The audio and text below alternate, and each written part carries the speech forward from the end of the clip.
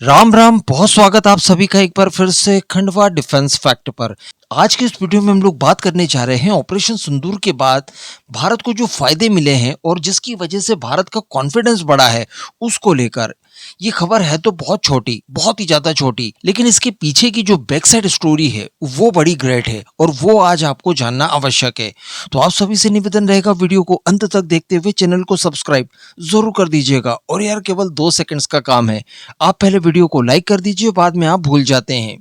तो देखिए, ऑपरेशन सिंदूर के दौरान की अगर बात की जाए तो यहाँ पर दुनिया ने न केवल भारत की ऑफेंसिव बल्कि डिफेंसिव कैपेबिलिटी को भी ध्यान से देखा। दुनिया भर के देशों ने इस बात को ऑब्जर्व किया कि भारत जितना अच्छा अटैक कर सकता है उतना ही अच्छा अपने ऊपर किए गए अटैक को ये रास्ते में रोक सकते हैं।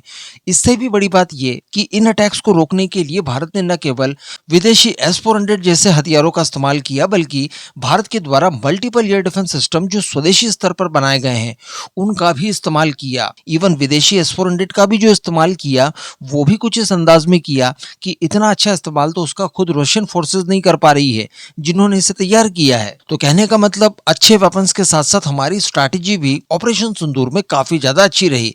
आप ऑपरेशन सिंदूर को लेकर लाख नैरेटिव फैला दीजिए, लेकिन जो अंदर की बातें हैं वो सभी जानते हैं। इसलिए ऑपरेशन सिंदूर अपने आप में केस स्टडी बन चुका है पूरी दुनिया के लिए। एक तो ये कि भारत पहला ऐसा देश बना है जिसने किसी न्यूक्लियर पावर कंट्री के अंदर घुसकर उसके 11 एयर बेसेस तबाह कर दिए, और जब उसके द्वारा रिटेलिएट किया गया तो उसके एक भी अटैक को हम लोगों ने सक्सेसफुल नहीं होने दिया। हम लोगों ने सारे के सारे रोक दिए। खुद प्राइम मिनिस्टर मोदी ने संसद भवन में खड़े होकर इस बात को कहा कि हम पर लगभग 1000 अटैक्स किए गए, लेकिन उन सबको हम लोगों ने न्यूट्रलाइज कर दिया। अब ये जो 1000 हमले किए गए लेकिन उन सभी को न्यूट्रलाइज कर दिया, अपने आप को बचाए रखा, यहीं से खबर शुरू होती है।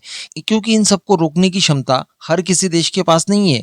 अभी हम लोग अमेरिका ईरान के बीच का वॉर देख ही पा रहे हैं। ईरान के द्वारा जो मिसाइल से अटैक किए गए, जो ड्रोन्स वगैरह से अटैक किए गए, इन सभी का कोई प्रत्युत्तर किसी भी देश के पास हमें देखने के लिए नहीं मिला। इवन इसराइल जैसा देश भी कई तरह के हमलों को रोक तक नहीं पाया और इससे काफी ज्यादा डिस्ट्रक्शन इसराइल के अंदर भी देखने के लिए मिला। या मान लीजिए कि इन लोगों ने रोकने का प्रयास किया भी, लेकिन वो 100% सक्सेस रेट हासिल नहीं कर पाए जो कि भारत ने किया। इसके अलावा जिन हथियारों को काउंटर करने के लिए इन्होंने अपने डिफेंस सिस्टम्स का इस्तेमाल किया वो काफी ज्यादा कॉस्टली थे। अगर उदाहरण के साथ समझने की कोशिश करें तो ईरान के 25 पैसे के ड्रोन के लिए आपने अपने 10 रुपए की मिसाइल को यूं ही व्यर्थ गवा दिया। हालांकि व्यर्थ गवा देना शब्द सही नहीं रहेगा, क्योंकि आप अपने देश की सुरक्षा के लिए पैसा नहीं देखते, लेकिन जब बार बार इस तरह से 25 पैसे वाले ड्रोन आपके ऊपर मारे जाएंगे तो आप बार बार कब तक 10 रुपए वाली मिसाइल का यूं ही इस्तेमाल करते जाएंगे। एक लिमिट होती है, कभी ना कभी तो वो खत्म होगी, फिर क्या करेंगे आप। इसके लिए एक शानदार विकल्प माना जाता है स्पेशली ड्रोन वॉरफेयर के खिलाफ, वो है laser based direct energy weapon. अब इसकी अगर बात की जाए तो ये बहुत ही कम देश बना पाए हैं, कुछ गिने चुने से हैं, भारत, इजराइल, अमेरिका, ब्रिटेन जैसे देशों का आप नाम ले लीजिए। तो कहने का मतलब इनकी रिक्वायरमेंट तो पूरी दुनिया के अंदर है। जिस तरह से पूरी दुनिया इस समय ड्रोन्स खरीदने के पीछे लगी हुई है, ठीक इसी तरह से पूरी दुनिया एंटी ड्रोन सिस्टम भी खरीदने के लिए तैयार बैठी है और वो विकल्प तलाश रही है।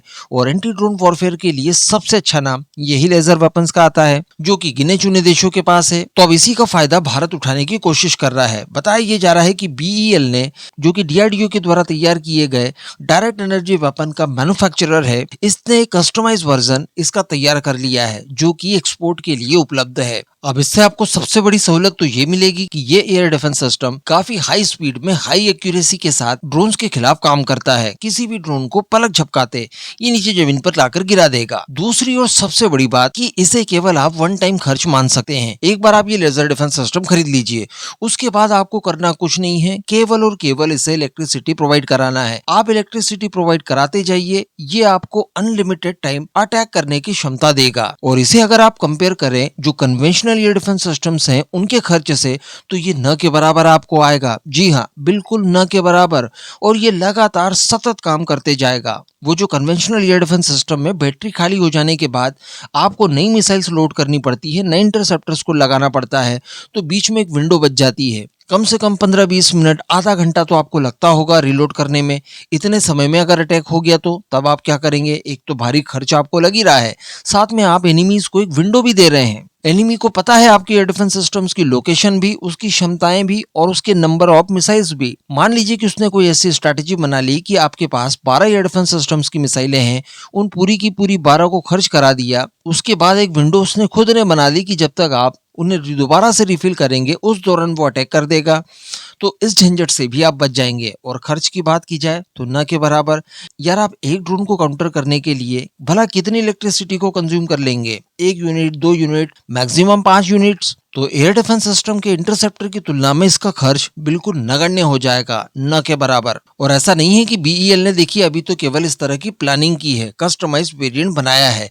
मैं आपको बता दूं, क्योंकि मैंने अभी आपको बताया कि ये लिमिटेड देश ही बना पाए हैं और अभी एक्सपोर्ट मार्केट में ज्यादा इनकी उपलब्धता है ही नहीं। हो सकता है कि ऑपरेशन सिंदूर के बाद इसकी कई सारी इंक्वायरीज ऑलरेडी भारत के पास आ गई हो, और इन्हीं सब पोटेंशियल्स को देखते हुए बीईएल के द्वारा ये निर्णय लिया गया और इसका एक कस्टमाइज वर्जन बनाया गया। लेट्स सी कि इसकी पहली यूनिट कब तक एक्सपोर्ट होती है, कौन देश खरीदता है। मेरे हिसाब से वो आर्मीनिया हो सकता है।